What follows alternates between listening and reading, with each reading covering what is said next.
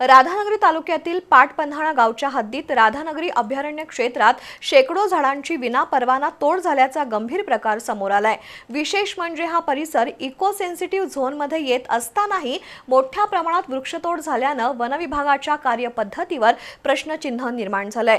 माजी सरपंच बाबूराव बोडके यांनी या प्रकरणी वन्यजीव विभागाकडे तक्रार करूनही ठोस कारवाई झालेली नाही। पाटपन्हाळा गावच्या हद्दीत राधानगरी अभयारण्य क्षेत्रात शेकडो झाडांची विनापरवाना तोड झाल्याचं आढळलंय।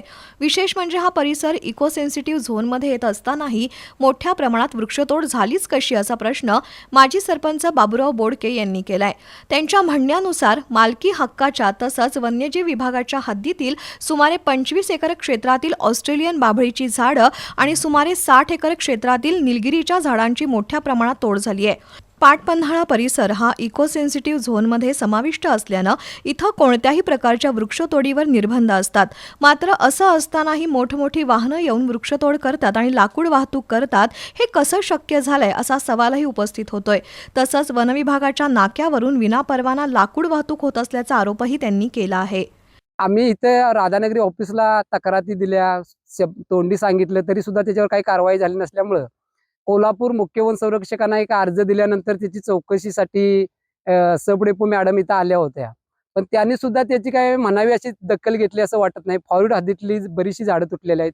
फॉरवर्डमधनं JCBच्या सहाय्याने रस्ता करून आता अंबाबाई मंदिरपाशी फॉरवर्ड 24 तास गेट नाका आहे, त्या नाका तिथं चालू असताना सुद्धा हा 10 टायर गाडी 6 टायर गाडी ट्रॅक्टरनं माल जवळजवळ 10 ते 15-20 ट्रक लाकूड गेलेला आहे। आणि आम्ही वारंवार तक्रार शेतकरी करतोय तरी सुद्धा आम्हाला अजून न्याय मिळाला नाही। तेव्हा याची गंभीर दखल मीडियानं घेऊन किंवा त्या वरिष्ठ जे कोण अधिकारी याच्यात सामील आहेत त्यांच्यावर रीतसर कारवाई करावी। या प्रकरणाची दखल घेत वन्यजीव विभागाच्या सहाय्यक वनसंरक्षक प्रियांका भवर यांनी घटनास्थळी भेट देऊन पाहणी केली। दरम्यान या घटनेची सखोल चौकशी करून संबंधित दोषींवर गुन्हा दाखल करावा अशी मागणी स्थानिक शेतकरी आणि ग्रामस्थांनी केली आहे।